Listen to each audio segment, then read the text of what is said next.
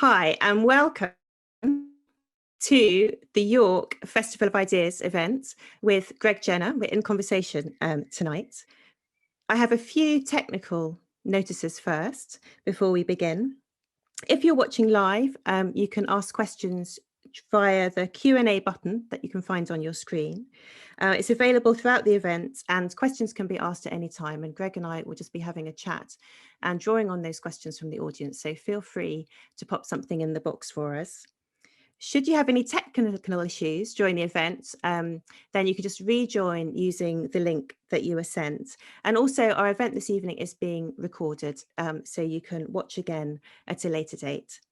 Subtitles are also available for the event, and to turn these on or off, you just use the CC Live transcript button at the bottom of your screen. Well, I'm very excited this evening to welcome one of favourite people to have a conversation with. That's Greg Jenner. He's hugely talented and knowledgeable and witty. So we're going to have lots of fun this evening. He's a public historian and a podcaster and a writer who makes history fun and funny. Among his many credits, he's the consultant to the award-winning TV series Horrible Histories.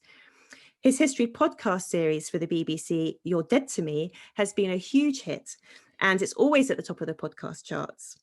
And during lockdown, Greg was very busy saving the sanity of parents and children, myself included, with his lively Homeschool History series. On top of all of this, Greg is also an author, and his books include A Million Years in a Day, which is a history of everyday life, Dead Famous, which is an unexpected history of celebrity, and his forthcoming book is Ask a Historian, 50 surprising answers to things you always wanted to know. So I am really looking forward to the surprising answers that Greg might be giving us this evening. So I'm going to start off with a few questions for Greg, but feel free, audience members, to pop some notes into the Q&A for us, and you can ask Greg anything that you like, apparently, possibly about history, but I think he's probably open to lots of different sorts of questions. So Greg, I wanted to start off actually asking you about one of my favourite things on your CV, which is the podcast, You're Dead to Me. And that podcast series brings historians and comedians into conversation with each other to talk about either a particular historical figure or a particular historical event. And comedy is often something that features in lots of your work as a public historian. Why is it, do you think, that comedy is so effective as a medium for thinking and talking about history? Starting with the big one. Well, we've got an hour. Yeah, So... no, absolutely. I thought we'd start with like weather chat and then Oh, move okay, we into can like, do that. what'd you have for breakfast? Yeah. It's a yeah. Comedy is kind of my métier, and it's a technique that I deliberately embrace because I love it. I'm a huge comedy nerd, always have been since childhood. Um, But it's a really powerful device because well, first and foremost, it's entertaining. It's nice to laugh. We all like laughing. And so if you can make a subject which is ordinarily considered to be a little bit dry or challenging or difficult, or, if it's something that people don't necessarily have fond memories of from childhood or school or whatever, using humor can alleviate some of those anxieties. But it's also quite a nice way to explore challenging new ideas. Comedy is a very good way of approaching the banal or the ordinary and subverting it and making it feel fresh and new. That's the whole, a lot of observational comedy, for example, Michael McIntyre or whatever, is of taking something we all do and finding a fresh approach to it. And you can do the opposite with history. You can take something unfamiliar and foreign, far away, remote and challenging and odd, and you can make it feel familiar with comedy. You can make it feel approachable and human and the Romans and their strange medical cures of, electrocuting someone in the bottom with an electric eel.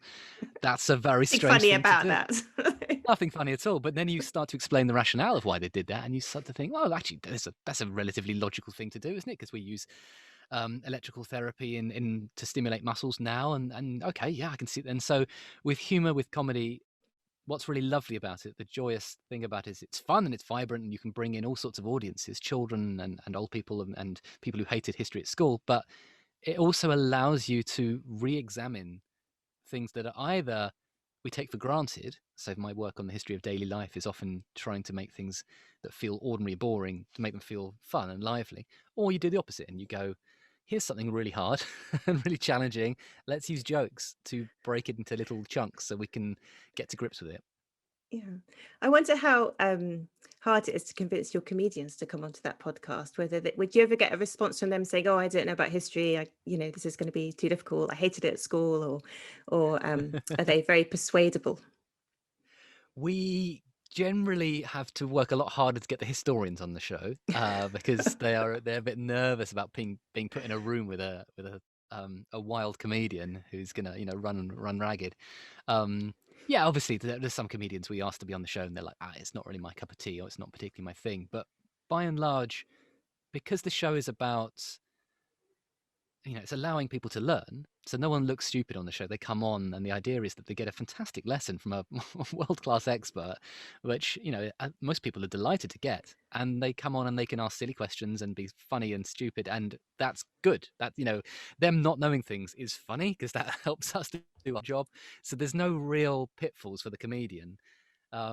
The historian is often the one who's a bit nervous because they're a bit like, oh, what if I sound silly, or what if I don't know the answer to a question? But of course, we carefully we prep for it. We do lots and lots of research in advance. We do kind of an hour and a half Zoom call a few weeks beforehand. We go through everything carefully, and then the historian has a script. The comedian doesn't see the script. The comedian has no idea what's coming, but the historian is sort of safe. So it's a question of trying to not balance the egos, that's not fair, but just reassure both parties that they are going to have a good time and they're going to come out looking pretty good. I'm often the one who comes out looking stupid, so it's fine. No one has a conversation with me about how I'm going to end up looking like an idiot, but it's a really lovely thing. The thing I love most about it is that there's a really surprising link between comedy and history, in that historians and comedians are really similar, and we don't think they are. And often, when you first introduce the historian and the comedian together, they sort of stare at each other and kind of go, what are you then? What do you do? But historians and comedians think the same. They're very analytical. They like to pull things apart and ask questions and go, but really? But why? Is that true? They're communicators by definition. Their job is to explore an idea and then share it with people.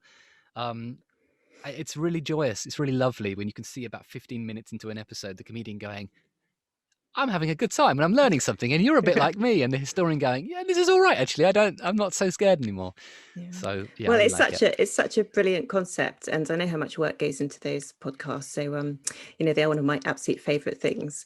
We're getting some nice questions coming in now from the audience who've been inspired by some of your publications as well. So one of the first ones is actually that we opened our conversation talking about the weather, a very popular topic for conversation. And Steve has asked us, is this reflected going back through the centuries? Do people always talk about the weather? Do you think, is this something you found maybe in a million years of a day? That's a great question, isn't it? I think obviously the specificity of English weather is that it's so unpredictable that we're always talking about it because we don't know that it's a thing of joy. Whereas if you live in California, talking about the weather is boring because you're like, well, it's hot again, obviously. So I think it depends where in history, geographically, where we're placing ourselves. If you perhaps go to, I don't know, the Babylonian Empire, I imagine they were probably mostly sort of going, yeah, it's sunny. Still. But yeah, it is quite interesting to see the kind of things that were everyday chat, and obviously in the medieval period we have sort of conversation books, textbooks, guidebooks that allow you to get a little bit of a kind of glimpse of what sort of things passed for day-to-day conversation between people, between strangers, but also for travelers, people coming from overseas, what kind of phrases they would learn. And yeah, occasionally they'd have to learn to say, hello, I am very cold and wet. Please help me find a pub to stay in because it's been pouring with rain on me. So I guess the weather chat probably has been an issue going way back. Next book, Weather Chat Through History. And also the other thing people often chat about, I think, is bits of the body that hurt. Like, so it's a sunny day. I hurt my foot today. And that's it. That kind of. I'm getting older, and that's how I start my conversations these days. Oh, my back, or my hearing is going. Yeah, it's definitely the whinging about the aches and pains of old age. Definitely. Well, there's another question as well about the forthcoming book, then a few Horrible Histories related ones coming in. But there's a question from Annie who asks, which is the most surprising of your 50 answers to the things you want to know? I don't know if you want to reveal this because the book's forthcoming, but if you can share anything with us, then we'd be very grateful. That's so hard, isn't it, to know what's the most surprising. The idea behind the book is that because I'm a public historian, it's the phrase I use. I wanted to know what do people want to know. So it was a way of asking people what do you want to know, and I'll tell you. And I guess some things are more surprising than others. It's hard to know what. I think you always have to figure out what people's base level of knowledge is, and that's part of the joy and part of the challenge of my job. Is sometimes I don't know what people already know and already think, and you don't want to be patronizing and presumptuous. So there are things in there that are I found really surprising and quite interesting. The history of the meringue is really interesting. There's one on the history of meringues, and where they come from, and the fact we can track them back to the 1500s, but they're not quite meringues yet. They're sort of a bit bready, and we don't know where the word meringue comes from. And there's various debates and arguments, and so there are kind of small minutiae things like that. Or the history of mirrors is really interesting. The fact they go back to Çatalhöyük, which is a Neolithic town in Turkey that was, the Neolithic begins around 12,000 years ago, give or take, and Çatalhöyük is 8,500 years old maybe, and people were using obsidian glass mirrors to look at themselves, and they are primarily buried with women, not with men. They seem to be gendered objects. So it's kind of interesting to sort of see that perhaps women had, the modern equivalent of the compact, even in the Stone Age, and maybe that's just an accident of discovery, and actually there are loads of mirrors in with the blokes. And of course, there's things like Tutankhamun being buried with 145 spare pairs of underpants, which you just always think, why so many? That's But quite also, surprising. it's so many and yet so specific. It's not 150, it's 145. It's so on the nose.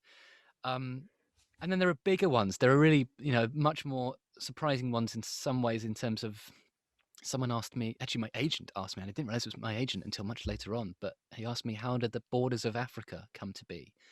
Which is an incredibly complicated question. It's so difficult to answer, because we usually talk about the kind of Berlin Conference in the 1880s, where all the European powers got together and sort of drew on a map and went, right, I'm having that bit and you're having that bit.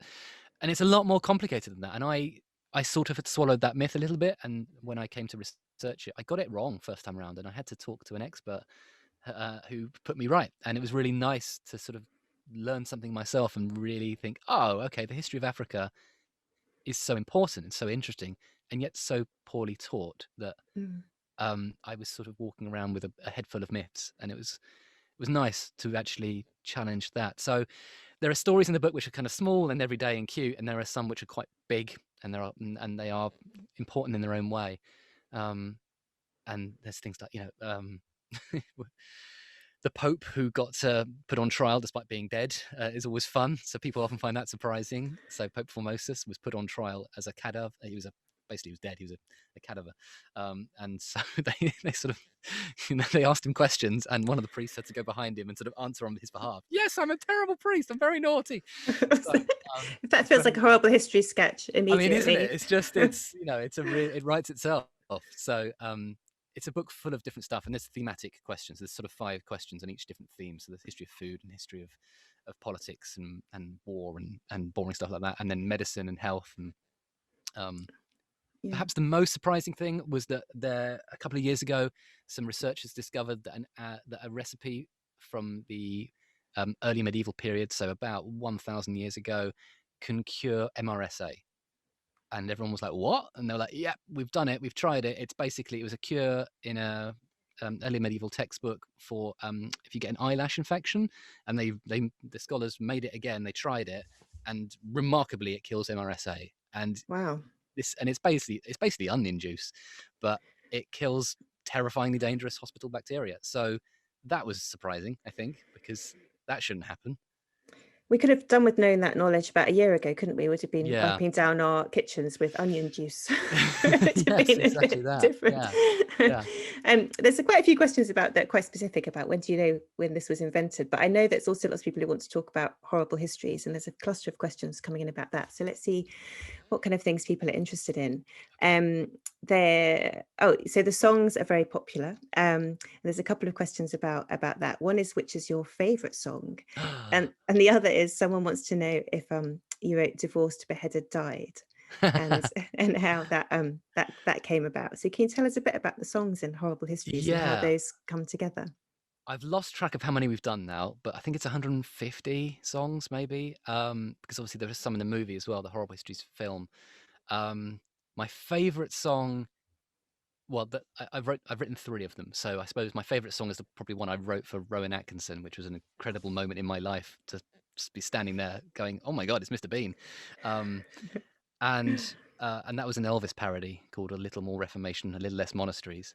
So it's about Henry VIII, and but my favorite one is probably, it's probably literally the Viking song, just because I'm a heavy metal fan, and it was one of those things in the room with the writing room where I sort of was joking about we should do a sort of a heavy metal Viking song, and Larry, I think, came up with the idea of it, and we sort of just kept bouncing it back and forward, and it's just one of those ones where the song sort of gets written in the room, which never happens normally, and it's just very nice. But also, they shot it on a beach at sundown, and it's just beautiful. It just looks like a heavy metal rock video. It's got, men with long hair flowing in the wind machine, and a beautiful sun setting, and they're on a beach, and there's a dog running through, and it just looks like a proper 90s or even 80s hair metal tune. So probably that one.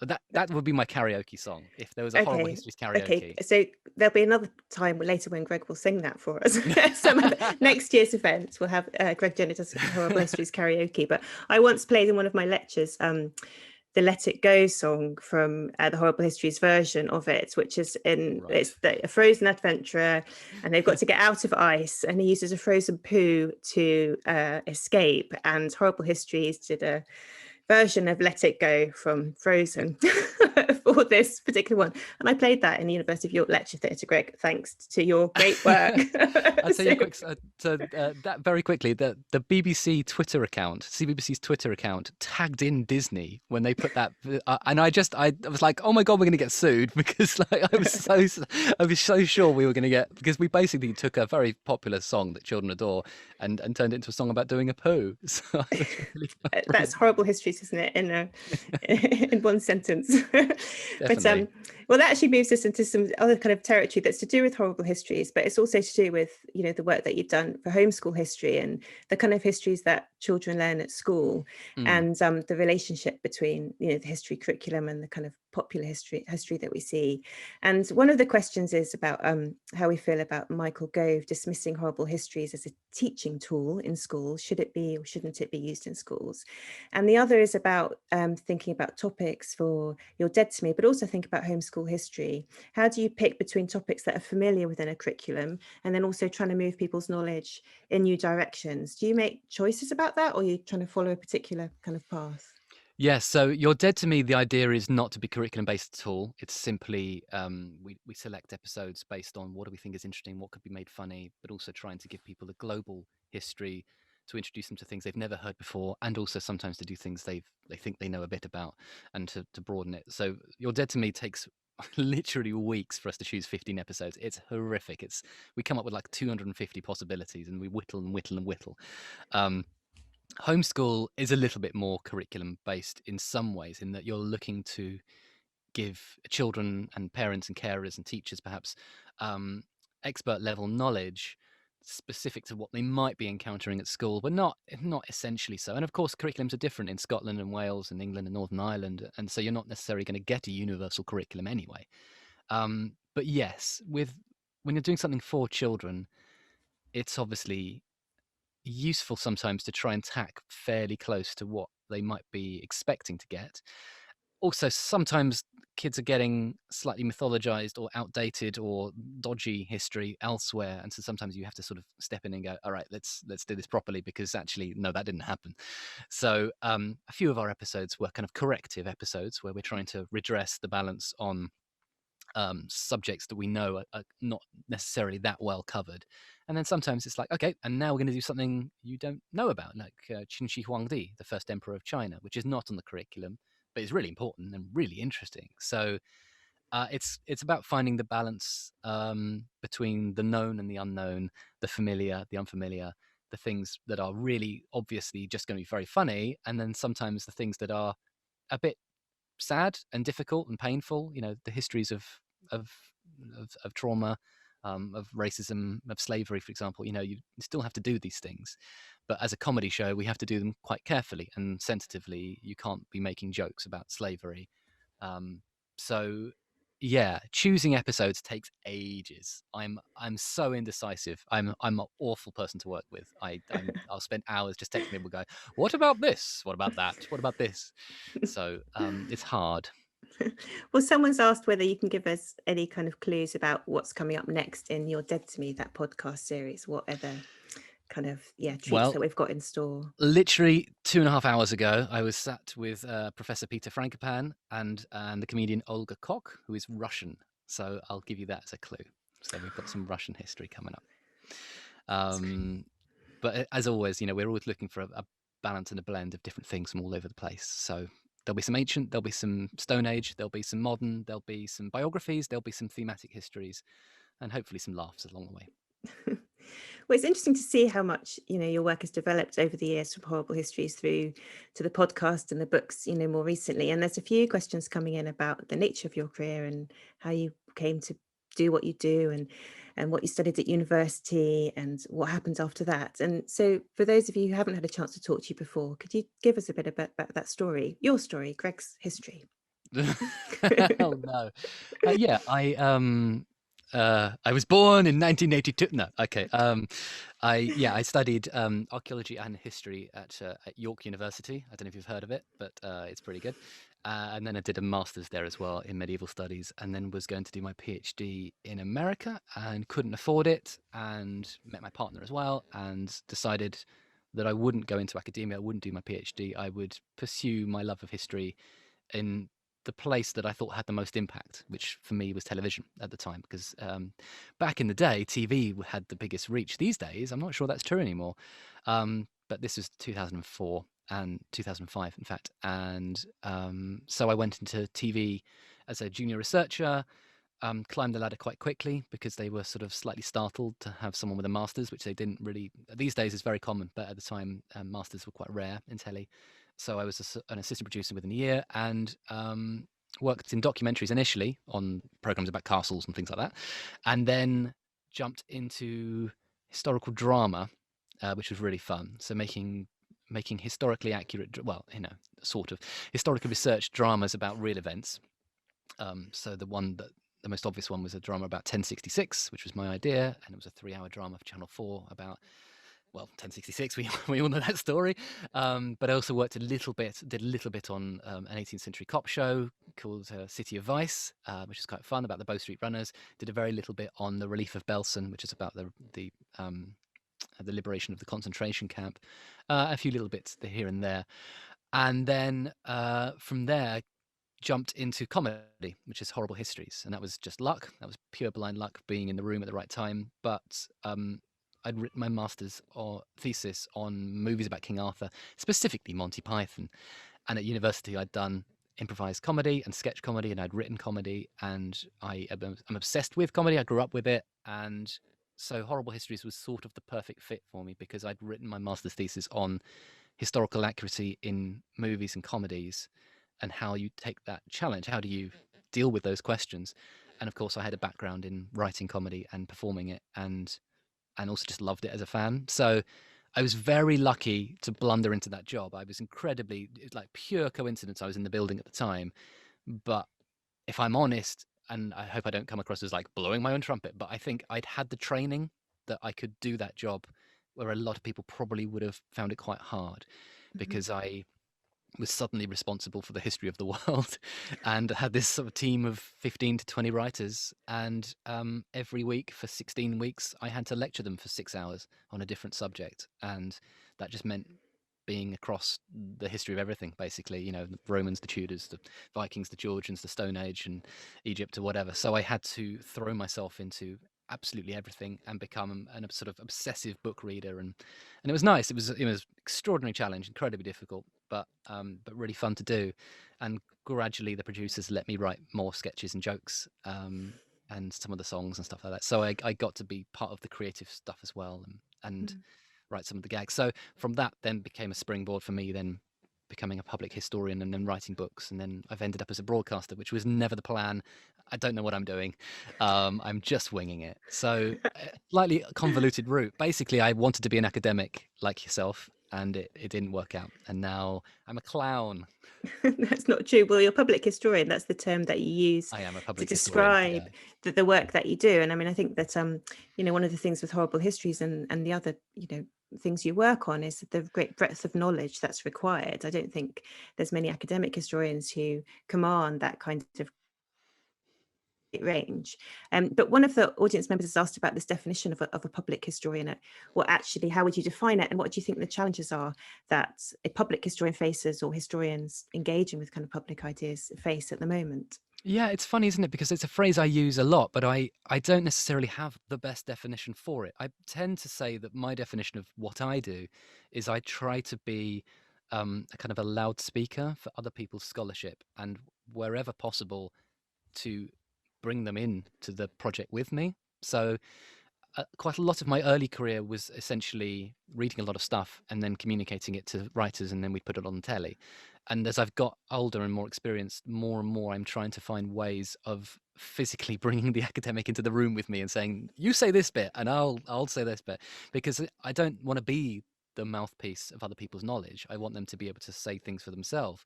So more and more, the more platform I've been given, the more I'm trying to share it, because firstly, because I'm hyper aware of my shallow knowledge. I do have quite a broad knowledge. I'm quite comfortable in any period of history for about 20 minutes, and then I start to sort of run out of expertise. And so it's really important to me that I'm actually using what I do to bring people in who know what they're doing, and allow them to be the stars of the show.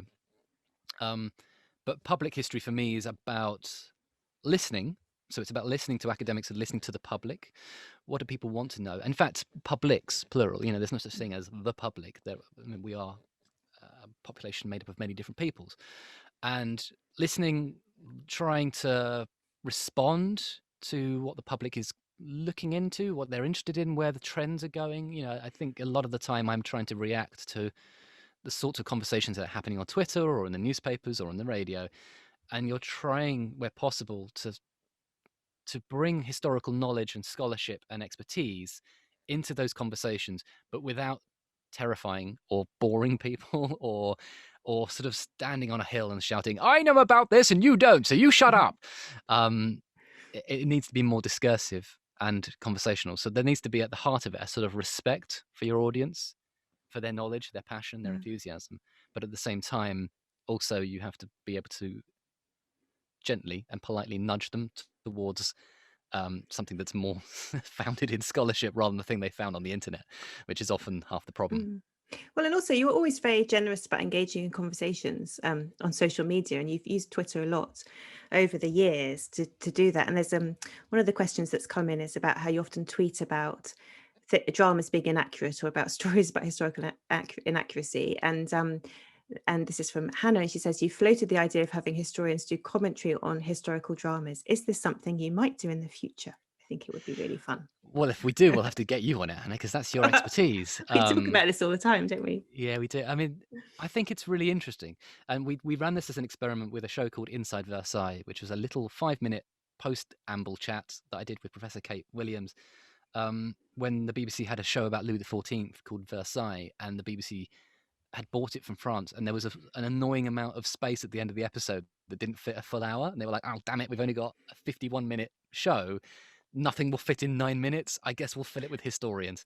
And so it was just to fill the 9-minute space. Literally I hadn't realised that. I am always filler. I'm just simply human polyfiller. And they initially they were interested in me hosting it alongside a couple of comedians or celebrities. They were like, you could do it with Mel and Sue from Bake Off. And I was like, yeah, but I'm not a specialist on 17th century France. I'd studied at university. I'm half French. I can talk about it, but I'm not the specialist here. How about I get to co-host it with another historian, Kate? She's great. Also, how about we bring in actual experts as specific guests for that episode, and it worked really well. It meant that every time you saw something in the drama, we were able to confirm the facts, and then of course gently sort of deflate the balloon of drama by going, well, that didn't quite happen that way, and that didn't happen. But a lot of the time, you'd be able to say, yeah, no, actually, this is broadly true. This is roughly what was happening. We're not quite sure of this, and so forth. So the challenge with the enormous challenge with doing historical commentary on things, and the thing we found quite difficult, is you don't want to give away the spoilers. As historians, obviously, we always just want to go, well, of course, he ends up dead. Yeah. we, we all know what happened to Louis XV. It doesn't. It's not very good for a dramatic audience who don't know what's coming next. So you have to actually watch the show in advance. You need to have seen the entire arc. You need to see every single episode. And then you have to very carefully, very slowly piece together what you can say in episode 1 versus episode 4 versus episode 6 without repeating yourself, but also gently expanding the audience's knowledge each time. So that took a lot of time. That was really tricky. We had to script it. We had to be really careful. We had to be very thoughtful in not giving away the game, because fundamentally it's an entertainment show. It's drama. It's telly. It's it's storytelling. So we were there to try and to build upon it, but actually critically to commentate on something, often you give away more than you realize, and so there is a tension in there that's hard to pull off. I'm definitely up for doing it again if people want to pay me to do Well, it. there's definitely people in the audience who really liked Well, Insert Vice at First Sign. It's something that we often hear, isn't it? That was a yeah, really nice. and it's we know from Wikipedia data, we know that there's an enormous audience desire to know more about a story. We know Wikipedia gets 100 million hits to the royal family page whenever the crown is on. We know this. We've got the physical data. People love knowing more about what they've watched, and often they are not necessarily disappointed to be told that it's not true. Quite a lot of the time they're thrilled to hear that bits of it are true. They're like, oh, really? I didn't know that bit was true. You go, yeah, that's grounded in real historical Yeah. sourcing. And your work on Poldark, or so many of the things you've worked on, a lot of Don't that turn this round, Greg. This is about you. Sorry. Nice try. So you described yourself just that earlier then as the polyfiller of history, which is not a good thing to say about yourself, and we don't agree at all. And I just like to point out that there's quite a few people in the audience who describe you as a trailblazer and a trendsetter, and someone who's very good at bringing history into people's homes in new and exciting ways. And there's a couple of questions that have come up around that. So one is, what do you think is the next trend for history? Where are things going to go next? And also particularly, what would you like to do next? So I suppose they're kind of linked but slightly separate. One is, where do you think the general conversations are going to go? And one is, what do you want to do next? The challenge with history is that it's a subject of enormous complexity and vastness, and it's just huge, isn't it? We love history, but when people say you're a historian, it's easy to sort of go, yeah, but only of this small thing. I only study this, because people often expect we know everything about everything. The obvious technological barriers to the delivery of information are dropping constantly. So increasingly what we're seeing is a massive splintering of audiences away from television and traditional media, away from radio, into new medias, new technologies. So TikTok. A lot of people are getting their history on TikTok now. Now, this is troubling in a lot of ways, because TikTok videos are 9 seconds long, and you can't do much nuance in 9 seconds. But on the other hand, the reach is great and the power is good. And if people use it wisely, it's really powerful. So again, it's whatever. YouTube is almost certainly the most impactful thing at the moment for a young audience. And there's some real problems with that, because a lot of YouTube history is very poor, but has good production values. So you think it's well researched because they've spent a lot on the look of it, but it's repeating myths, it's dangerous, it's racist, it's there's a lot of stuff on there about Egyptian pyramids being built by aliens, and that's of course nonsense and garbage, but people genuinely think that. And so the challenge, I guess, for historians is that there's no longer just 3 places you go to reach your audience. It used to be radio, newspapers, TV, and of course you'd publish a book.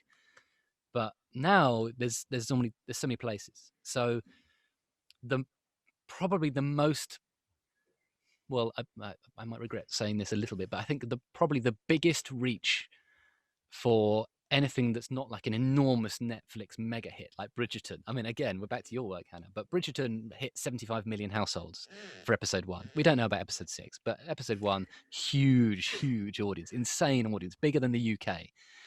And that doesn't happen very often. Most TV documentaries get 1.4 million, 1.5 million viewers. When I started in my career, it was 2.5 to 3.5. So we've had an enormous plummet. Book sales. A best-selling history book sells 30,000 copies, 40,000 copies, depending on where they are in the marketplace. It depends quite who you're selling to. Peter Frankopan's book sold 3 million copies, which is ridiculous. But video games is now actually the way in which mostly history is reaching people in the millions. So Assassin's Creed is reaching people. So new technologies are enormously important, and part of the worry a little bit is that they are not necessarily that well regulated. Or what even does that mean? Do they work with historians? Are they having advisory people in advance on the teams? Maybe they are. I know Assassin's Creed does. So that's the thing. Is the next 10 years is TV is falling apart and diminishing, but SVOD or screening, Netflix and Amazon, whatever, are growing. Podcasting is exploding, which is fantastic. Radio is doing very well. TikTok is here, but the conventional media is falling away. So that's the major issue. And in answer to your next question, what do I want to do next? I've always loved drama and film, and obviously comedy as well. So, but for me, the next thing would be to be screenwriting. That's the thing I'd love to do next, is to write screenplays and dramas and films set in the past, probably, but not necessarily, because it's always been a thing I've done as a hobby, and I had to take great pleasure in it. But it's very, very hard to do, and you have to have tremendously good luck and lots of good networks and a brilliant idea. And I mean, you worked on an Oscar-winning movie that took how many years to get to screen? The Favourite. And again, Greg, we're not talking about any of those. Yeah, but this is a good point. This is a good point. How 20 many years? Did it? 20 years. 20, so we'll see your years. amazing Oscar-winning film in 20 years, Greg. Right. So that's the challenge. The general rule in the film industry is that any film has taken between 5 to 10 years to develop. Yeah, which is insane. It's ridiculous. Even in documentary, 1 in 30 ideas get made. So yeah, that's the challenge. I don't think many people realize that kind of development period for those sorts of television and particularly film productions that you see. And we often see a film as something that's of the moment, that this is made in our time. But it could be that the idea was seeded 10 years ago. And that kind of relates to this idea of trends. What is it that we're drawn to for particular stories? What's current as a popular historical topic now? And you talked about the diversification of all of these platforms. Do you think there's a diversification of interest in different kinds of history across those platforms? Or are we still drawn to the same kind of stories? Because we've had a few questions about what kind of histories are told and why, and who tells them, and things like that. I mean, do you have any sort of thoughts on that? It's really interesting because yes, conventionally, of course, in the past, there was a very strong bias towards sort of men in hats, royals, wars, fighter pilots, Churchill, Hitler, yada yada. But if you look at the kind of things that Netflix are commissioning right now, they are telling a lot of stories about women. They're telling a lot of stories about gay people, lesbian people, particularly. I think we've had 3 movies that are, maybe 4 movies in the past 2 years that are historical biopics about queer women. And indeed, there's a biopic, of course, about the sort of remarkable life of the paleontologist Mary Anning, who wasn't necessarily gay, but in the film they decided they would show that as a storyline of a homoerotic relationship. So increasingly those stories are being told more, which is good because we need to tell those stories. But that feels like a sort of trend that's happening that might unfortunately not have the legs on it to go for another 5 years. It might get dropped for something else. We're seeing a lot more representation, of course, of people of color, Black stories, and Asian stories. We're seeing the rise of China as an economic superpower, as a funding body for Hollywood movies, means that a lot of Chinese stuff is happening now. So Hollywood is moving a lot of its interest into East Asia. So we're seeing a lot more East Asian history.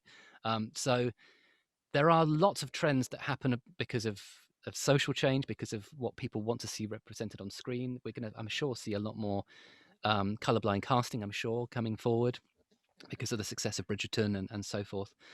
And I think we'll probably see fewer stories of kings and queens in hats and fighter pilots and whatever for a while, but there probably will be a pushback, and there probably will be a you know, these things come in cycles, and you get your Obamas and then your Trumps. You sometimes your progressive thing is then met by a feedback loop of people saying, "No, but I want more of men fighting battles and things." So, but we live in a time where there's so many places you can go for history that perhaps everyone can have everything they want. But Yeah. why does it need to be um, restricted? Perhaps you can go to different channels for different types of drama or entertainment. So I think it's probably a good thing. Yeah. Well, it links back to the kind of question I had at the beginning as well about history and comedy. And one of the questions that's popped up from the audience is, how do we decide what's appropriate or not to laugh at? What parts of history can we combine with comedy, and what isn't appropriate for laughter? Is that something you must think about that a lot for All You're the Dead to Me? time. And Yeah. I mean, and I can be incredibly boring and nerdy about it, or I can be flippant and fun with it. So it depends what you prefer. The nerdy answer is that there's a theory called benign violation theory, which is quite an interesting theory, which predicates on the idea that, this idea of too soon. So this notion of too soon is based on the idea that things can be threatening, and humor that feels like it's impinging upon the threat can feel very, very upsetting. So there was some research done into jokes about 9/11, and scholars tried to figure out at what point is it too soon, and at what point does it stop being too soon. And they were charting at what point comedians were able to get up and do jokes about 9/11. 3 weeks, 4 weeks, 5 weeks, 6 weeks. Same with terrorist attacks. There's obviously a horror initially when something horrible happens and we all go, but then sometimes comedy is a relief. It's cathartic. It helps. It's part of the processing of grief sometimes. So with Horrible Histories, with You're Dead to Me, the faraway past is often fine for jokes. I mean, just today I've been talking about Russian history, and a particularly Russian king who was pretty nasty and did some horrific things. And we weren't joking about it, but it's a comedy show, so you have to be a little bit careful.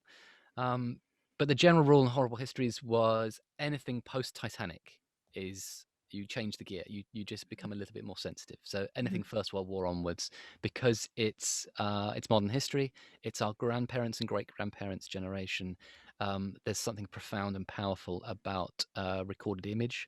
So if you can see people in photographs, they feel like us. They feel like, it feels like our world. And so there is something slightly arbitrary about it, but anything pre-1914, you can sort of get away with it. But comedy is about taste, and it's about judgment, and you can laugh about anything. You literally can laugh about anything. I lost family in the Holocaust. You can laugh about the Holocaust if you find the right joke, but most of the time we don't. It's incredibly difficult. We've never managed it on Horrible Histories. We've tried because it's so important that children know about the Holocaust, but there's just no way in that we found thus far. So there are some things that are off limits in that you just got to be really careful. But I don't think there's anything at all that cannot be covered. It's just about the approach. Well, it's interesting, isn't it, that if you see photographs, it makes you feel it's a different kind of past, to a past that's pre-photography, and that links neatly to some set of questions that have come in from the audience about how close we feel to the past, and if you could be a time traveller, and the sort of things what would you do? So I'm just going to have a little scan through, because there was a few of them that came in. So one is that if you could go back and live the life of any person in history for a day, who would you choose? There was another question as well that I saw that was, if you could go back in time and change a historical event, No, don't do that. what would it be? And then the whole world collapses. So those are some quite nice ones. And then there's one actually, which I'm going to throw in there as well, which I'll give you a bit of time to think about, which was that if you had to, let me just check I've got it correct. I think it was, if you had to present Boris Johnson as a historical character, who would he be? So you can... That's fun. Okay, so I would never change anything in history because I've seen Back to the Future, but also, like, I'm a historian, all my facts would be wrong. I would have to relearn all of history. It'd be a nightmare. I'd spend ages on Wikipedia. I'm like, oh, what happened to George IV was what? Oh, blimey. So that wouldn't work. My favorite person from history is Leonardo da Vinci, and I would love to spend a day just watching him, just like hanging out with him, because he was extraordinarily brilliant in so many different directions. I can't even get my head around it. He invented like plate tectonics theory, like 400 years before anyone else figured it out. And you're like, well, how have you done that? He invented maps, like bird's eye view maps. He was a phenomenal artist, incredible scientist. He taught himself Latin. He's a very brilliant man. As for Boris Johnson, the most obvious parallel, I'm going to get in trouble, aren't I? BBC historian says, you don't have to. The obvious thing is that Boris Johnson is a populist, and populism is a political philosophy to a certain extent. Well, he's not that cynical compared to Trump, but populism is a political philosophy of saying only I can fix this. The media have lied to you, everyone else has lied to you, but I'm the hero, you need me. And that's a fairly common technique in history from various leaders. But the most sort of notable one is perhaps Nero, who has, is in some ways is being revised as a character. There's an exhibition at the moment at the British Museum where a lot of what we know about Nero is written by his enemies 100 years afterwards, and they hated him, they despised him. And so if you sort of remove some of the kind of sinister stories of him, being horrific, what you get back to actually is sort of a man who desperately wanted to be loved by the people and built a massive statue of himself, but was also relatively sensible at listening to what people wanted and not sort of scaring the horses too much. And Boris Johnson's a bit of that. He sits on the fence until the last possible moment. He doesn't want to bring lockdown in. He doesn't want to, with the Brexit vote, he wrote 2 speeches. So Nero without the horror stuff, I think, is probably fairly close. He's a man who desperately wants to be loved, but he also wants to be treated like a god. Okay, everyone's writing down notes about that. That's not going to be the pitch for your screenplay, is it? I won't ask you what that is. There's some other nice questions as well. You might want to save these for the next book, the next 50 questions. Ask a historian, but I'll just tell you what they are. But and you could just think about them for the next book. But there's lots of questions. People are asking things like they just want to know when things happen or when things are made, as if we could just tap your brain and you'll have all the answers. So one is, when is ice cream invented? Oh, okay. And then another is, when was copper discovered? And there's a few other little questions like that about these, when does something happen? And I suppose actually what I might do is, rather than put you on the spot and actually ask for those answers, say, what do you think it is that compels us to ask these kind of questions about a particular thing, a particular detail? It's a sort of interesting response, isn't it, when you meet a historian and you say, oh, can you tell me about this? It's definitely that. And an answer to the Copper Age, it's called the Chalcolithic, and it's the age that comes after the Neolithic, but it only appears in certain parts of Europe. So we have the Chalcolithic in, like, for example, Bulgaria, but you don't really get it so much in the UK. It's one of those interesting terms. So what's the ice cream period called? The ice cream period is called the dairy period, and it's delicious. Ice cream's a really interesting one, actually. The history of ice cream, you can sort of track it back it depends how far you want to go with it and how slippery you are with the rules. It's certainly a very 19th century thing. There was a huge influx of Italians into London in the 19th century, and they brought sort of ice cream with them. It goes back further than that, but there comes a point where you're no longer talking about ice cream. So there's sort of sorbets, and there's, so it gets a bit... I love that you know all of these things. I could just ask you some more things. So yeah, history of ice cream is quite interesting. Annie Gray, the food historian, is pretty good on the history of ice cream. Actually, you can ask her; she'll tell you. So in answer to your original question, I think one of the lovely things about being a historian or whatever is you obviously look at the ordinary. You can kind of go, oh, I wonder where that began, and I try and do that in Ask a Historian. I did that a bit in A Million Years in a Day, is tracking things back, and sometimes you can go way back and be really surprised. So they did dentistry in the Stone Age in Slovenia. They had beeswax fillings in their teeth 6,500 years ago, and they were drilling into teeth 9,000 years ago. And the history of underpants and the history of soap goes back, to Lebanon, whatever, in the Middle Ages, or slightly earlier than that. The history of mirrors goes back to as we talked about, the Çatalhöyük. When did we first have pets? Well, we know people had pets in the Stone Age in caves because they befriended bears and dogs, and they turned wolves into dogs, and they had pet foxes. So there are things that we can track, and they go back really far. And there are some things that are really, really modern. The roller skates go back to the 1720s. That's John Joseph Merlin, who he invented musical instruments, but also roller skates. But really? He forgot the break. See, I've learned new things. And ice skating is pretty ancient in some ways, but it's very 19th century thing. So it's a thing called Rinkomania came in with ice skating and roller skating, where people were obsessed with roller skating. So some things go back a long, long way to the Stone Age, and some things you just have to sort of start like now. You just sort of go, all right, we've TikTok. invented that. Yeah. Yeah, but obviously, I mean, certain technologies, for example, I'd say, the late 19th century, you get obviously, well, you've had telegraphy in the 1840s, but you get like photography coming in the 1840s. But by the end of the century, you've got radio and the ability to send messages across continents, which we're doing right now. We're talking, which is a phenomenal thing. That's a 19th century technology. The physics required to do that are so 19th century, and yet the Greeks had been trying it with flag semaphore. So what do we mean by that? And actually, if you go back to the Bronze Age, we know of Babylonian cities that would communicate with fire beacons, like in that scene in Lord of the Rings, and they would have to have a pre-arranged message, and you'd light your beacon, and then every 2 miles there'd be a beacon light, and eventually you could send a message to a city 1,000 miles away that says help. and that's amazing. So the idea of communicating with people who are far away can go back a long way too. So there are some things that are so modern, like Wi-Fi, but they do have a history that goes back to the Bronze Age. If you're willing to open it out, and of course, writing and language and hieroglyphs and cuneiform and the development of paper, which gradually starts to replace vellum and parchment. When you get Gutenberg and so forth. But of course, Gutenberg didn't invent the printing press because Korea did. Korea invented the printing press. Gutenberg just reinvented it in the 1450s. So there's lots of things that get reinvented as well, like the toothbrush as well, which is invented again in the 1780s.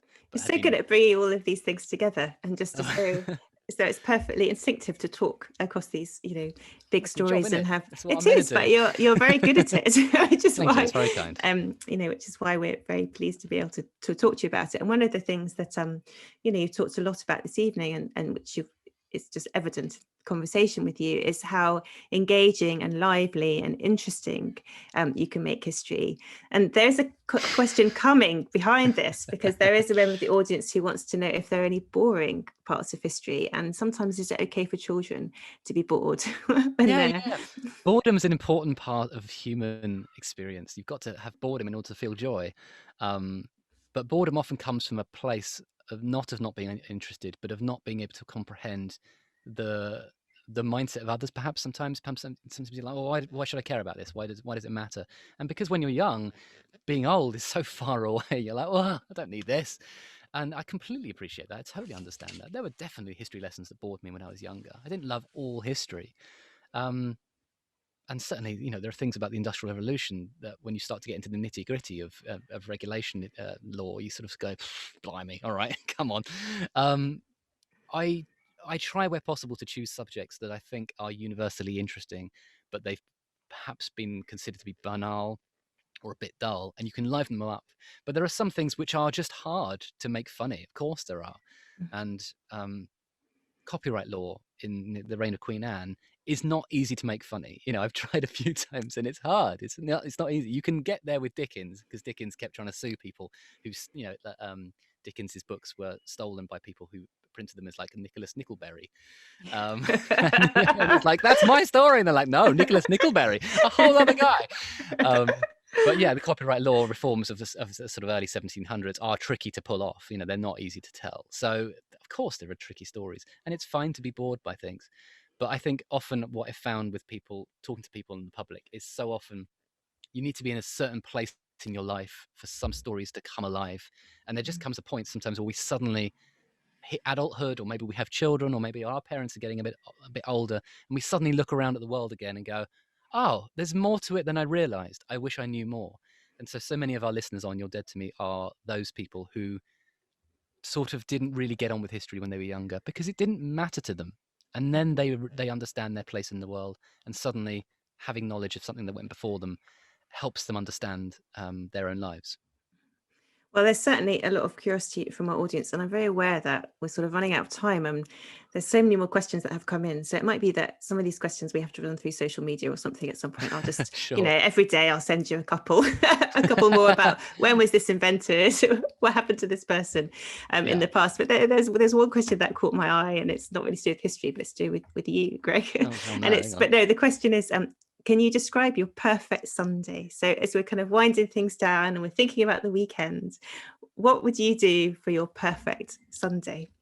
Well, my brother got married on Sunday, and it was beautiful, and I was with all the people that I love, and the sun was shining, and my little daughter was running around with balloons, and she'd never seen balloons before in her life, and she held them for 6 hours just going balloons, and that was basically the best day, really, because I got to spend it with people I cared about. And then someone asked you, when were balloons invented? And then that was the after dinner speech for that. Yes, exactly. Well, I mean, again, there's the history of gases as well, and the idea, you get back to the 18th century, people like Joseph Priestley and whatever, and the discovery of carbon You dioxide. don't have to answer it. You don't have to answer Well, it. okay, all right.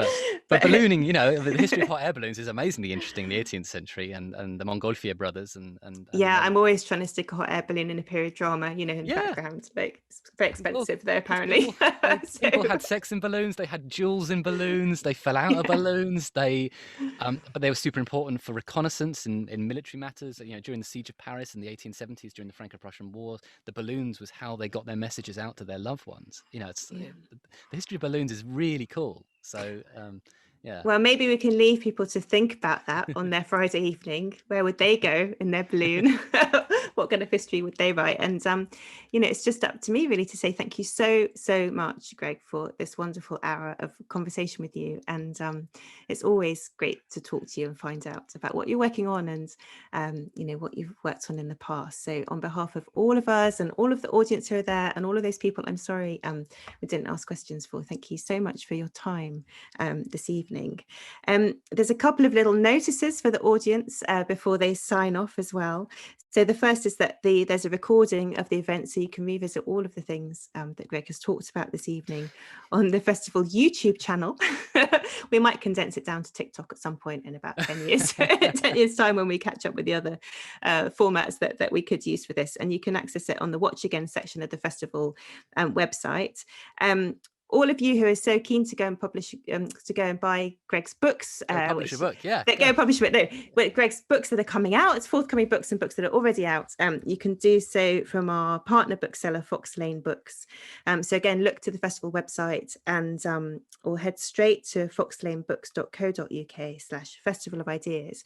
And I think you can get dedicated books signed there. Yeah. So Fox Lane Books is run by Kirsty, who's lovely, and I'll happily sign any book and dedicate it to whoever you want it dedicated to, whether it's you or as a gift or whatever. So yes. To Nero or whoever you want it to. And yes, and please keep up to date with all of the York Festival of Ideas events via the website, and get on social media, hashtag us. Greg's there on Twitter often. And so thank you very much, everyone, and have a great evening. And thank you again, Greg. Thank you.